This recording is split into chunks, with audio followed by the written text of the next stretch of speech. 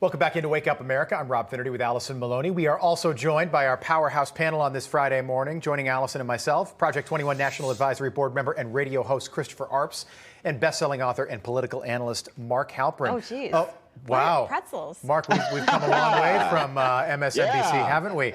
Is that and wow. He eats it too. Let's clip that, put that on the internet, please, ladies and gentlemen. Mark, tell us about... I'd have been more impressive if it had been on his nose. I agree, Chris. Mark, what was that maneuver? Is that April Fool's? I'm doing this show on 3 hours sleep, so I've been eating the entire 2.5 hours to try to stay awake, which is a trick that people in morning TV learn early. Not me. You know, I'm just live on coffee and water. Don't tell the people at home that. All right. No, yes, I have 7 coffees next to me. Happy April Fool's Day, everyone. Good to see you all. Mark, I'm not sure what that was, but we enjoyed it. After Arbor Day, it's my favorite holiday. What is Arbor Day again? I forget that one. Is that in June? The celebration of the trees. I am the Lorax and I speak for the trees. Dr. Seuss is the June. Lorax. I remember doing that in school. Is it Arbor? Yeah, Arbor Day? Somebody will let me know. Kamala Harris with another word salad yesterday. Take a listen.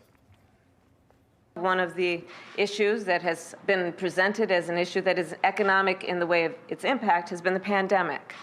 So to that end, we are announcing today also that we will assist Jamaica in COVID recovery by assisting in terms of the recovery efforts in Jamaica that have been essential to, I believe, what is necessary. Allison, you know why Joe Biden is president until November 20th, 2025? At least. Because Kamala Harris is vice president right now, there. And that scares a lot of people. Right there. I don't know what she said. I think she could have easily said, Jamaica, we are helping you with COVID, and keep it very simple. Just giving you COVID relief. That's it. We're here for you, Jamaica. Yeah. All right. I do every time she speaks. I mean, again, she's gone through at least 10 staffers in the communications department, and you have to wonder what's happening behind the scenes. But she's made it this far. She's been in politics for a long time. She's now vice president. You would think that she would be practicing her talking points, but I don't know what's happening. Practicing, or just like maybe sitting down with her PR people. Chris, what is she? Are we in worst vice president ever territory here? She's got a 28% approval rating. Her approval rating is lower than the president. And this has been said many times about Kamala Harris, but the role of the vice president is to basically go to funerals and cut ribbons and don't cause any harm to the administration. That's all she does, is hurt the administration. Look, I'm going to cut the vice president some slack on this one. Usually when she does her word salad, she is speaking off the cuff. She was actually reading that word salad. So do you think she was? Because I don't think she was reading. I don't think she was. It looked like she was reading it. Mark, thoughts? This just in, Julia Louis-Dreyfus is suing Vice President Kamala Harris. She wants her character back. Could you tell, Mark, I tell you, with the jokes on Fridays, folks, he graces us with the comedy. It's not just Friday, it's April Fool's. It is April Fool's. Up to the expectations of the vast North American viewing audience. Yes.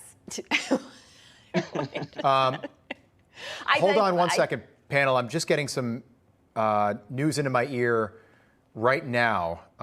This is breaking news. And this is just happening, so I'm just hearing this, but apparently we have a ceasefire in Ukraine. Russia has apparently surrendered. Now, again, we don't have anything confirmed, but this news just coming into my ear. Apparently, President Zelensky has reached a tentative deal with President Vladimir Putin on a ceasefire. Mark, just quickly, your reaction to this while I try and learn more. Well, obviously, it'd be great if there could be less killing.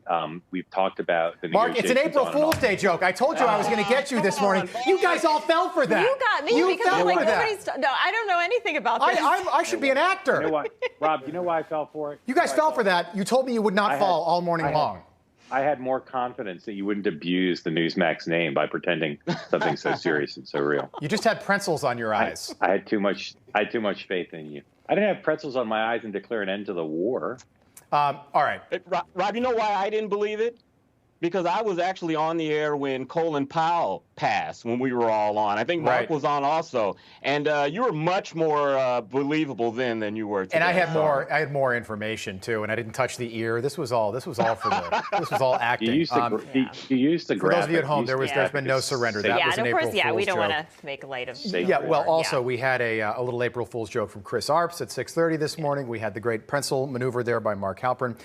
Quick soundbite: White House Communications Director filling in for Jen Psaki while she recovers from her second bout with COVID-19 says that pardoning Hunter Biden and Joe Biden's brother is not on the table, at least right now. Take a listen. If there have been any discussions here inside this White House about whether the president might use his pardon or commutation power with respect to either his son or his brother. That's not a hypothetical I'm going to entertain. I don't have anything to add from this podium. Yesterday, the Washington Post acknowledging that the Hunter Biden laptop is in fact real. All those emails, all those photos do exist. They are real. The New York Times, CNN verifying that. Conveniently, almost 2 years after the 2020 election, the New York Post had that story in October of 2020. At some point, the administration is going to have to say more than that. They are going to have to say more than that. But right now, this is all they can do is just try and ignore it because they don't have their ducks in a row of what I'm sure they're talking to lawyers and figuring out what to do. But for now, they just have to sweep it under the rug. That's all they can do right now. Yeah. Mark? I think reporters should ask fewer hypotheticals and more factual questions because there's still large portions of this narrative that the president and his team have not been asked about as far as we know, including Hunter Biden's flying around the country, the world on Air Force Two when his father was vice president, striking business deals. I still am amazed at how little scrutiny that part of the story has gotten. Good point. Chris? And I'm amazed that the naval commander, who was the business partner of the Bidens, has not resurfaced. He could corroborate all of this stuff that was on the laptop like he did during the 60-minute interview. Bob Alinsky, I believe, right? Is that Bob Alinsky? Yeah. How could I forget Bob Alinsky? Yeah, something like that. Bob Dylan. Panel, really enjoyed it this morning. Good stuff, as always. Mark Halpern and Chris Arps. Have a great weekend, guys. Thank you. Thank you. Baba Booey.